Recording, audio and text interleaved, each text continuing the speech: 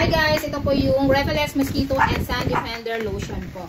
Bali yung mga sisi ko ha, okay? So ito po yung 100 ml. 2-in-1 na po yan. So pang-protect po sa kagat na lamok at sa sikat ng araw ha. So hindi na po okay, iwas dengue at iwas handworm na po yung mga sisi ko.